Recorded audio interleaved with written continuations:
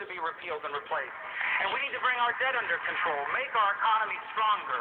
That is the way to deal with China at the end of the day. You know, the problem with what Marco's saying is that it takes too long. They're sucking us dry.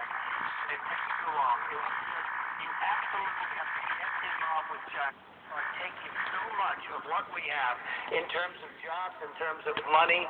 We just can't do it any longer. He's right. If you put a tariff on the good, it's Americans who pay it. Absolutely. You looking at me?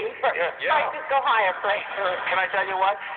It'll never happen because they'll let their currency go up. They're never going to let it happen. Japan, the same thing.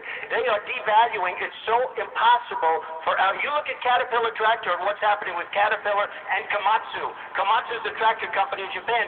Friends of mine are ordering Komatsu tractors now because they've devalued the yen to such an extent that you can't buy a Caterpillar tractor.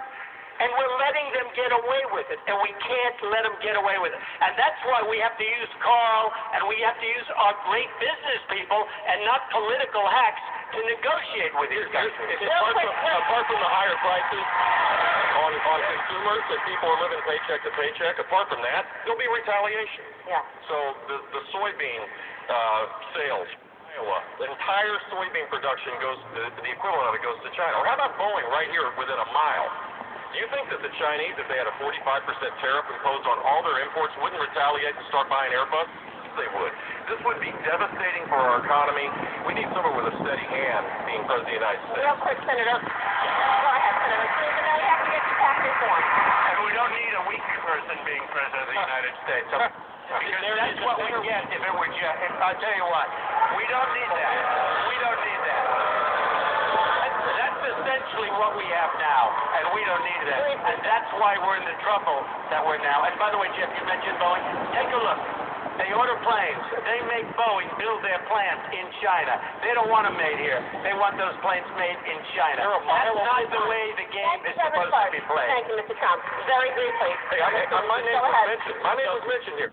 The simple fact is that the plane that's being built here is being sold to China. You flew in with your 767, didn't you? Right here, right next to the plane. No, the new planes. I'm not talking about now. I'm talking about in the future. They're building massive plants in China because China does not want Boeing building their planes here. They want them built in China because China happens to be smart the way they do it, not the way we do it. You head back to the airport tonight. Go check and see. Oh, yeah, I'll check for you. Check it out. Senator, briefly. Thanks for coming back to me, Maria.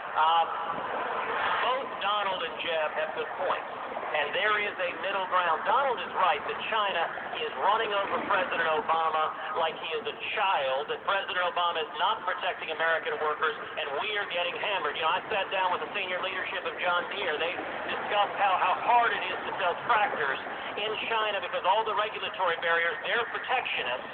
But Jeb is also right that if we just impose a tariff, they'll put reciprocal tariffs, which will hurt Iowa farmers and South Carolina producers and 20% of the American jobs that depend on exports. So the way you do it